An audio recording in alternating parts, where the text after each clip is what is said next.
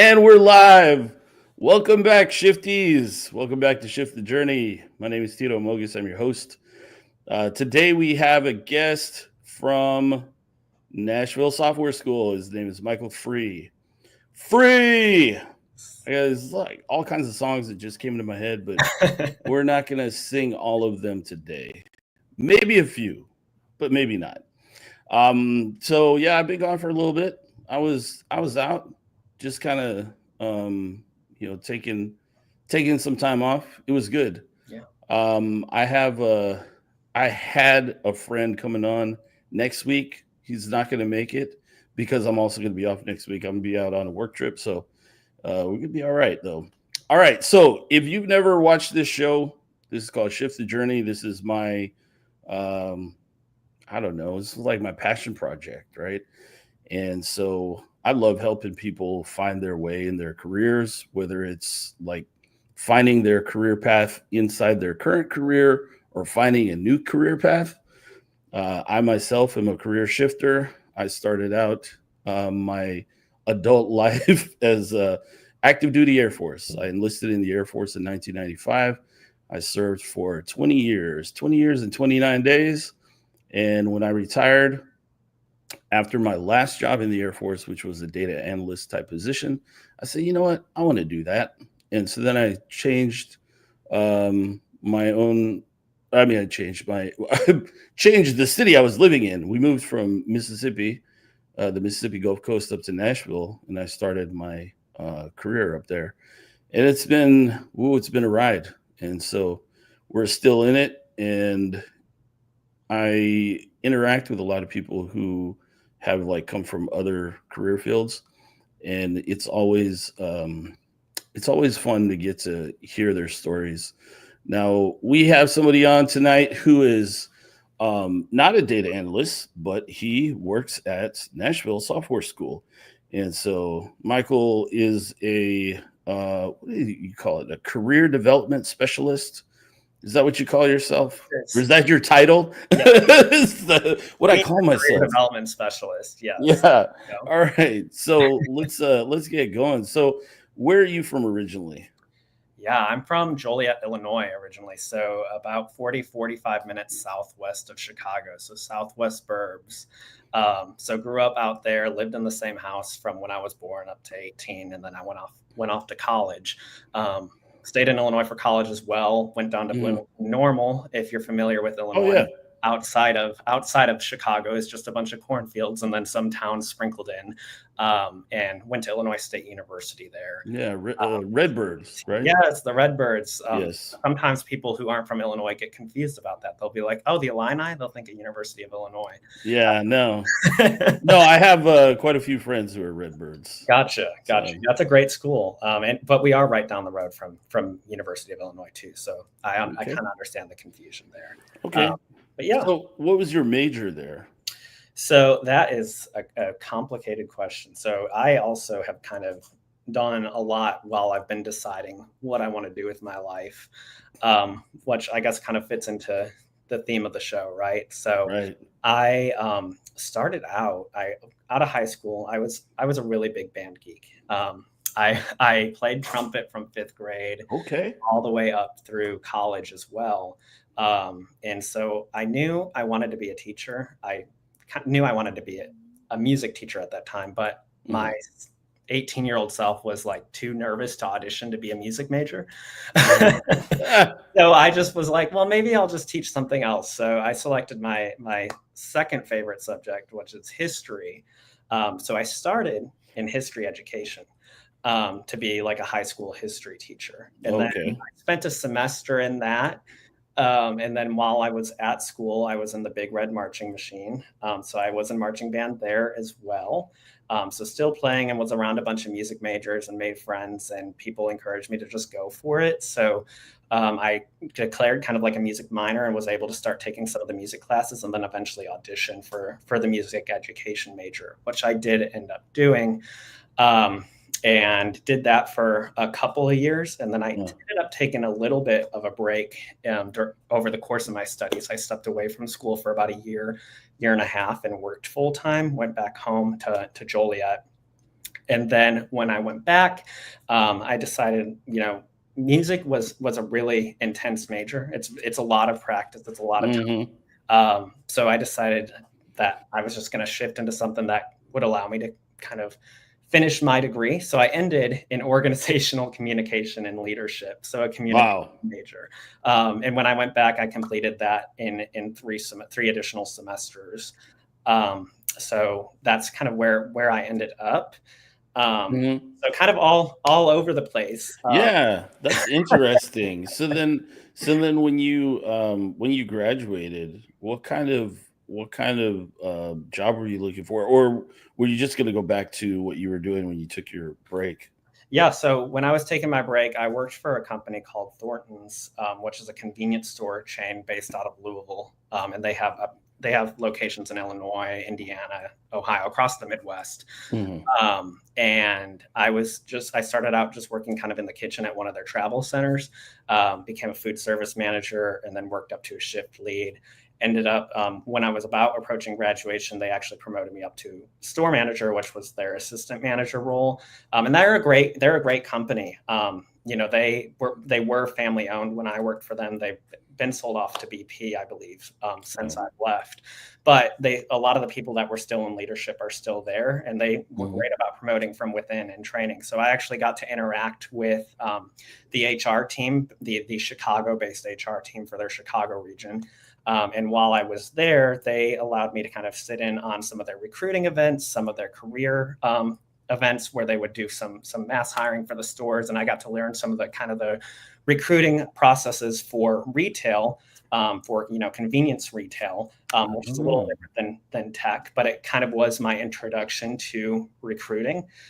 So when I got out of college, I decided, I got that promotion shortly before graduating. But they knew, they had known through what the work I had done with the HR team that I was trying to get into recruiting. So they knew I was trying Hmm. to make that shift. So I started applying for jobs in the recruiting space, which led me to a staffing firm in Nashville, which Oh. the move to Nashville and got me started kind of in the IT recruiting space. Oh, interesting. That's kind of how that shift kind of happened. I got introduced Yeah. to HR and recruiting kind of in the retail space while working for them. And then that allowed me to post college apply for jobs in the recruiting space. Wow. So, what year was it when you moved to Nashville? I moved to Nashville in 2021, beginning of 2021. So I Oh, I okay. was doing all of that kind of shift and moving during the midst of the pandemic. Oh, yeah. That was some crazy times, man. Yeah, no, so like I moved to Nashville in 2015 and we were there for 5 years, moved back during the pandemic. Yeah. So my wife's parents live like a couple towns down here in Mississippi, so Mhm. we're like barely being able to afford to live in the house that we lived in Nashville, and we sold it. We came down here, and it's Yeah. like, oh yeah, the cost of living is much more palatable here. So, Yeah. Yeah. I'm um, in Chattanooga myself now. So oh, okay, I've left Nashville too. But yeah, but only by like an hour and a half. yes, it's still Tennessee. I'm on the Eastern time though, but Yeah. Oh man. So, how long were you doing the recruiting thing there in Nashville? I was there for about a year. It was with a third party staffing company. So very fast paced, kind of sales based environment Oh for, yeah. people who aren't aware of or that aware of kind of the third party staffing world. You work on a wide range of positions with multiple clients, and the goal is to fill the position because recruiters who work for third party staffing and the account managers as well get paid on commission as well. So it's a very kind of sales incentivized type role. So you're working on a lot of positions all at once, and yeah, you learn really quickly. And I did kind of the whole IT spectrum. So primarily software development, data analytics, data science, data engineering, kind of similar to the roles we train people for at NSS. But a lot of them were more kind of mid to senior level, more specialized roles that Yeah. the staffing firms tend to work. Yeah. And also some additional like IT help desk support. So really anything on the IT spectrum. Wow. I did that for So about a year. Yeah. So like, how do you learn to, how do you learn to recruit for those positions like that you never worked in? I always wondered that. They kind of just throw you in. Yeah. Because I've had so many conversations with recruiters, right? So they kind And- of just throw you in. I mean, most people who work in recruiting, don't know anything about the actual ins and outs of coding, right? yeah. But you learn how to talk that language and talk about it with candidates, and you know how to source for those positions as well. But yeah, they just kind of throw you in. So it was a really quick training process, and then they started getting us on the phones, and it was a lot of cold calling. That's a Mhm. big part of third party staffing. And you just, as you have conversations with people, they start to tell you about their work, and as you're listening to people, you kind of get an idea of, oh, okay, you use C# for this, or .NET for that. You know what I Yeah. mean. So as you're talking with candidates and meeting with them, you kind of get that idea of, oh, this technology does this, or at least at a very high level. So that kind of happens very quickly, but it was definitely intimidating first thing out of college, talking to all these like senior engineers, or senior data folks who were very high level people, Yeah. and being like, I know what I'm talking about. Please believe me. Yeah. Oh man. Yeah.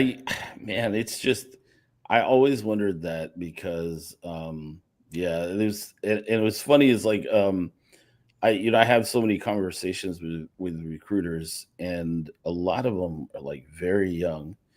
And I'm like, how do you know this stuff if you've never worked on it? Like, Mhm. how do you find the right person? And the answer is like, you can tell anytime I get an in-mail, like on LinkedIn, I can tell who's doing their job, like Right. who's like really learning, who's doing their research. Because I mean, if somebody reached out to me like the other day about like a help desk thing, and I'm like, I've never worked at a help desk. I don't know what in my profile makes you think Right. that I'm a help desk person. Yeah. That's bizarre, but okay, I'm like not interested. Bang. Right. So that's so weird. Yeah, yeah. Maybe, and sometimes a lot of that happens with those folks who are starting out, and yeah, it's part of the learning process. But you Mm, definitely have those cases where you're like, yeah. what are you thinking? Yeah, what are you thinking? That's a very sanitized way of saying it. What are you thinking? But so how long were you in that before you got connected with Nashville Software School? So I would say it was pretty quick that I kind Oh, of became familiar with NSS, because we would occasionally get some entry level roles, some entry level developer roles or analyst roles. It wasn't really our bread and butter, because, like I said, most of them were mid to senior level roles. But when those would mm, come available, our account managers or the senior people on our team would always say, "Oh, look for people who are about to graduate from NSS." Yeah, so most staffing firms, I think, in Nashville are familiar with the school. So I kind of as they heard should be. while I was working, and so I started interacting with students who were either graduated or close to graduation, screening them for positions. So that's kind of where I kind of learned about NSS, and then eventually, while I was there, I saw this opening come available. And that's kind of how I myself got connected to the organization. So did you go in as a career development specialist, or you go in as like a TA type? I came in as a career development specialist. So Okay. yeah, yeah. So how did you what caught your eye about that position? So when I was recruiting, I really liked the relationship building aspect. When I was Mhm. connecting with candidates, we would meet with each candidate. We screened on Teams, face to face, virtually face to face, Yeah, team. and we would talk with them and screen them before we sent them along to our client, just to make sure they were professional, they were a good fit for the role, before we send them on to the hiring manager. And in that process, we would often coach candidates, based on the job description or based on the conversation. I had candidates who would say, oh, I worked with this technology, and it was not listed on their resume. But that was a nice to have technology that the hiring manager was looking for. So we would say, hey, before we pass your resume along to the hiring manager, you should probably edit that and plug that into your resume so that it stands out when they review your resume. So there was a lot of kind of coaching involved in the role to try to get your candidates best prepared for being presented to the hiring manager for their interviews as well. We would often have prep calls with the candidates we were working with, because we often had a relationship with the hiring manager we were working with. So it was a very relationship based industry, where you kind of got to coach people throughout the process as well. And that's what I became really passionate about when I was working there. Staffing is great if you want to make a lot of money, if you have kind of that drive and you're motivated by money and sales. But to me, I was more driven by kind of the impact that I was having in the role. Like when I placed someone in a position and they were really excited about their next opportunity, that's kind of what drove me and motivated me. And so this role was all about coaching and helping people make that transition and helping people who were excited about making that transition. So that's what really kind of stood out to me about the position here at NSS. So that's why I kind of went for it, and it ended up being a better fit for me. Oh man, that's awesome. That sounds great. Yeah, I love like helping people out. Also, I don't do it for a living though. I've thought about like, would I, would that be fun? Would I enjoy that like for all the time? And I don't know. I just don't know. Maybe we'll see, right? Maybe down the road, but you don't have to do it for a living. I mean, you do so much on the side. So that's, that type of mentorship is also important and needed. So. Yeah, I tried to always remember like, my transition from the Air Force to the corporate world. It was kind of rough. It was kind of rough, and I didn't have a whole lot of didn't have mentorship really. I didn't have a whole lot of people like telling me, showing me the ropes, telling me things to do, things to look out for, how to build a career path, all those things. So I just like to help people with those things, it's a mystery sometimes. Right. And so it's like, I like to like, what is it called? Demystify it, I guess, it's like, hey, here's some things, if you're looking for this, you try this. If you're looking for that, try this, so it's a lot of fun. Yeah. So, tell me about NSS. We talk about NSS all the time here, obviously, because I have so many connections at NSS from doing the roundtable that I have had a lot of people on the show, and so I think maybe people who are watching, maybe they're thinking, they're on the cusp, like thinking about, maybe I want to change, I want to go into analytics or web development or something, data engineering, right? That's the new thing, right? And so what is it that NSS has to offer for somebody who's looking for a new career field? Yeah. I mean, I don't know if I don't know if I'm the best person to speak on NSS, but I will do my best. But I think what really kind of sets the NSS program apart is that, it's a realistic experience to kind of the work that you'll actually be doing as a data analyst and as a software developer or a data scientist or data engineer, whatever program you're within, you're doing the work of that career field. Our development students are actually doing and developing and deploying physical applications that are usable and tangible, as opposed to the traditional higher education route where it's very theoretical and you're doing a lot of kind of coursework study, reading out of a textbook, which it has its purpose, serves its purpose, but here you're really diving in and getting kind of that hands-on experience of this is what working as a data analyst or a software developer is like, and you're going to have actual experience that you can talk about in interviews as well. Those projects, those are things you can add to your resume, things you can talk about when you're interviewing with companies as well. So I think that's really kind of what makes the learning experience here really unique. Yeah, definitely. I've seen some of the capstone projects well, like every capstone project of everybody who I'm connected to, and every time I send out invites for the show, like the list grows.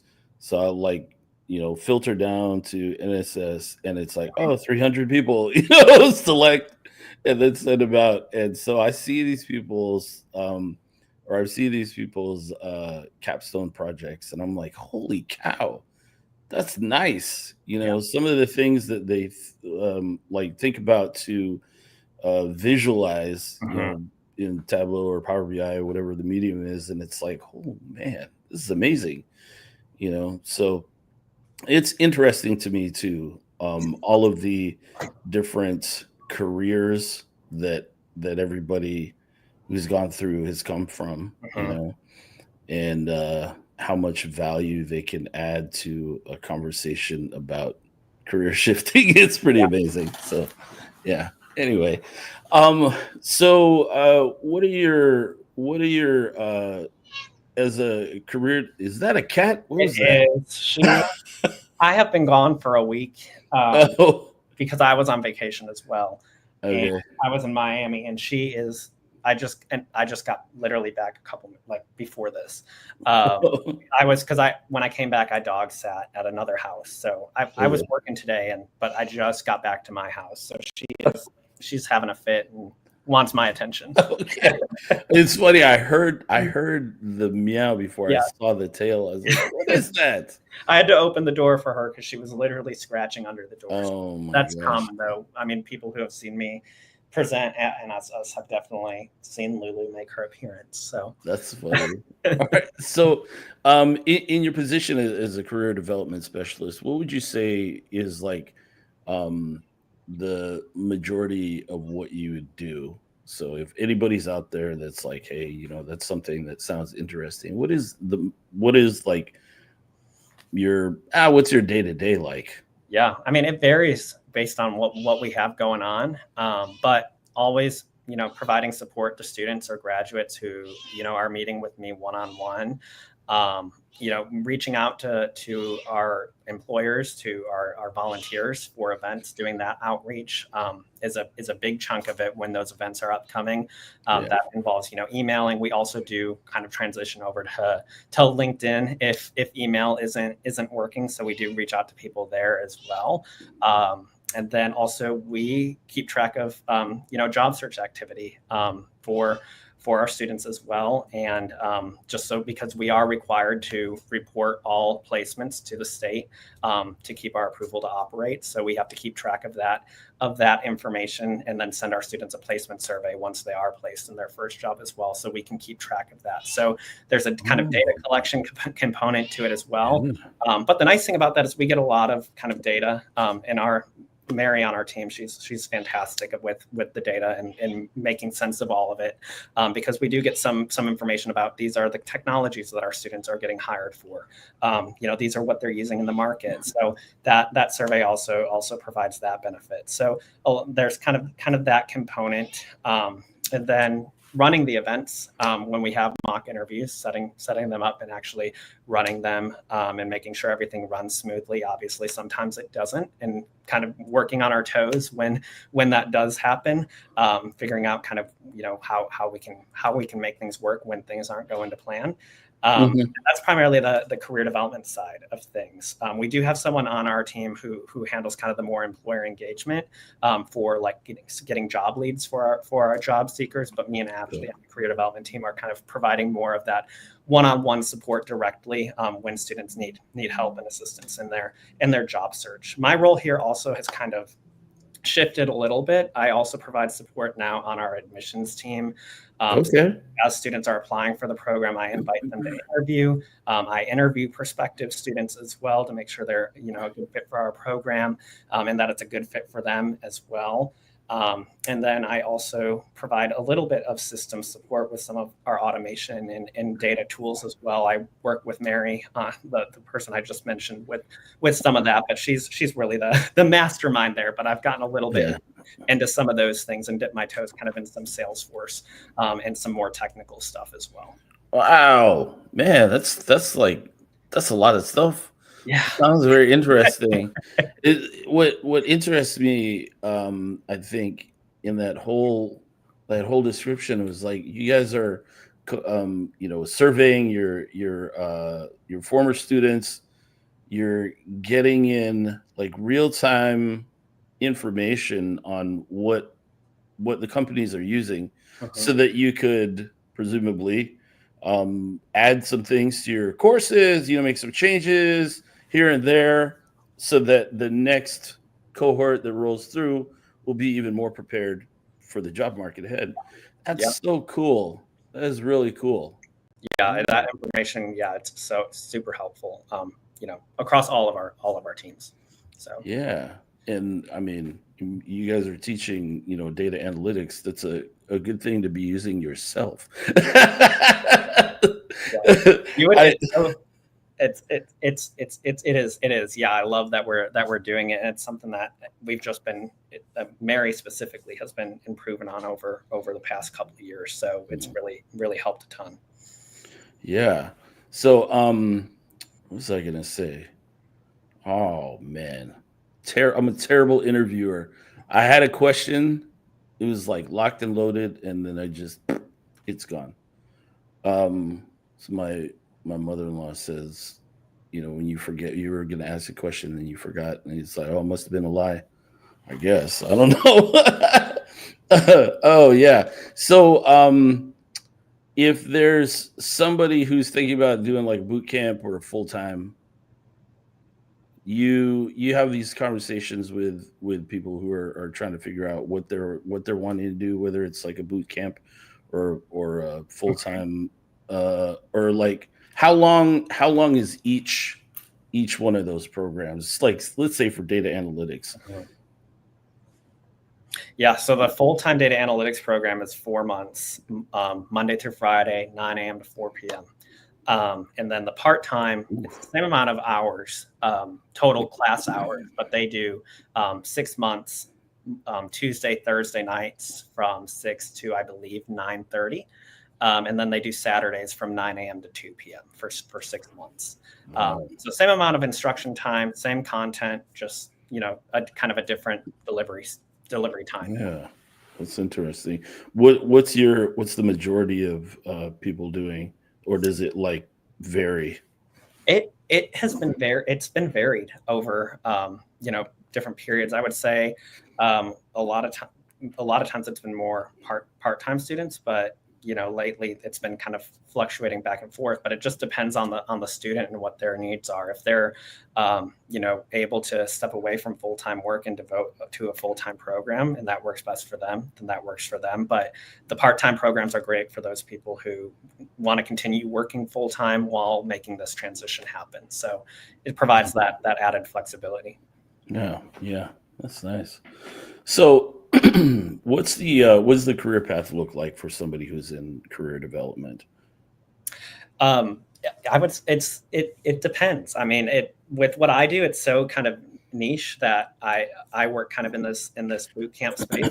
Not a whole lot of boot camps out there that do what we do. There are some, but some other options kind of are more in the traditional higher education space. So there's career advising teams within your traditional four-year colleges like UT, University of Alabama, where whatever university you want to name, they have a career advising team. So you can go and be a career advisor there. You can move up to kind of be a director of a team kind of in that field. I will say traditional universities tend to lean towards wanting you to have more advanced degrees. It's not a requirement. If you have work experience, they can typically supplement that work experience in place of like a master's degree. But a lot of times they do have a preference for kind of having a degree in higher education, admin, or something of that sort. Mm. So I would say outside of the boot camp world, you're kind of in that traditional higher ed space. But within the higher ed space, or within the boot camp space, it's pretty similar, but we're just a little bit more, I would say, involved than those traditional university career advising teams, because we do meet and engage with every student who comes through the program. I remember from my time at ISU, Our career advisor did come into one of our classes because our professor scheduled it and talked about resume development and all of that, but we didn't get like a one-on-one meeting like we do here at NSS, and we didn't have to submit resumes as part of assignments like we do here at NSS. So the structure here is a lot more laid out and a lot more involved. So I would say there are differences kind of in probably what the day-to-day looks like between working in career advising at a 4-year university and working here at NSS or at a boot camp. And that's just going to be the nature of it because they're working with 20, 40, 50,000 students, multiple disciplines. We're working with, two, I don't know the number right now, but typically like 200 to 300 people at a time, all focused on tech specifically. So it's a much more specialized kind of skill set. Yeah, but then you're able to focus more one-on-one. Yeah. That's great. That's great for the student too. I mean, who doesn't like more attention on themselves or for themselves? I need help. Please help me. Yeah, it's a lot better than not. So, man, that's cool. That's really cool. That's very interesting. I have never talked to anybody who was in your field. Yeah, like I said, it's pretty niche. I don't really know anyone else except for Ashley, who I don't have any other friends who do it. But it's definitely a cool field to be in, especially like I said, if you're like me and you're passionate about helping people or seeing people in their journey. It's a great place to be, and I would say kind of the best path into it. Whether you do the traditional higher ed or boot camp is from the recruiting space, just because it does give you that understanding of the job market and of kind of recruiting practices as well that you need to have in order to best support students who are looking to get their first job, either post college or post boot camp or so on and so forth. Mm-hmm. Yeah, man. So it's been a pleasure having you on the show and hearing about your journey and hearing about your field, which, like I said, most of the people I have on here are like very technical. And so it's actually refreshing. Don't tell anybody. Have to tack off the clock. Yeah. Oh man. Sometimes we get into these conversations and then it's like, just like completely devolves into just like, I don't know, we're like robots beeping at each other, and anybody else who tunes in is like, I don't know what they're talking about, and then they just turn it off. It's like, okay, yeah, I get it. Sometimes you have to talk about that stuff though, to talk about their journey, but we don't always have to go that deep. So it was good having somebody on here who is not getting all technical. Yeah. So anyway, yeah. So if there's anything that is there anything that you do that you're like super passionate about, the passion project that you have like outside of work, or is like your passion inside work? I don't have a passion project right now. I do still occasionally pull out my trumpet. And play that here and there. I'm not as good as I used to be because I used to be practicing 2 hours a day, 7 days a week, and playing in multiple ensembles. But I do still pull that out. And then I love hiking. Like living here in Chattanooga, I love going outside and being out. So that's kind of the best part about living down here. We're right in the mountains and in a valley. So 10 minutes from my house, from my door, I can be on a beautiful overlook or be at a waterfall. And that's, nice. Exactly what I wanted out of life. So I can't. That's awesome. That's awesome. Yeah. Yeah. I too am a musician. See, that's a guitar. I played trumpet when I was like in 5th and 6th grade. I went through the journey of trying to find what instrument that I wanted to play. I guess I started out with like piano, and then it was like violin and trumpet. Mm-hmm. And then like the summer before 7th grade year, I started playing cello. That's my instrument.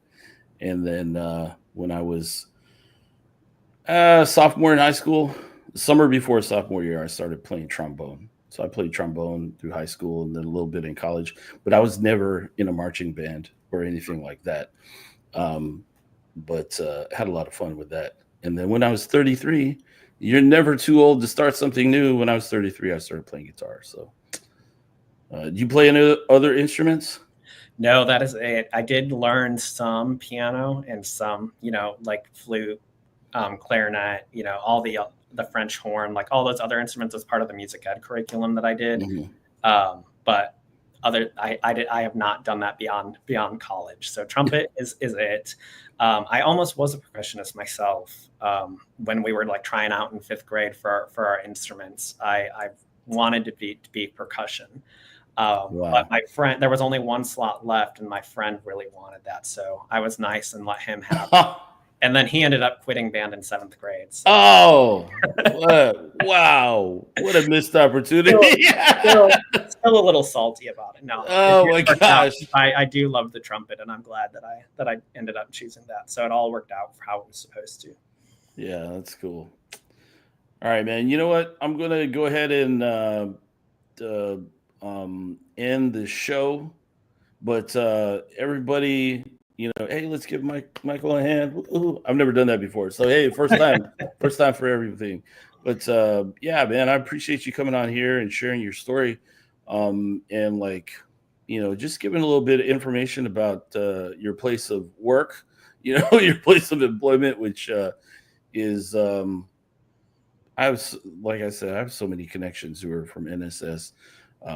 Really, really, you guys are really pushing out some very like quality like candidates. So anybody out there who's looking to hire, go to NSS and look for them people. Yes. So And I appreciate you having me on and all that you do for our students as well, coming to oh, roundtables, all of our events. So yeah, thank you for all you do. oh, my pleasure. I have so much fun doing those things. Yeah. But I oh yeah, so like next week I was supposed to have somebody on, but then I'm gonna be unavailable. So everybody, I'm gonna look at my calendar, but we'll probably get back on in like 3 weeks. So I'll see you guys in about 3 weeks.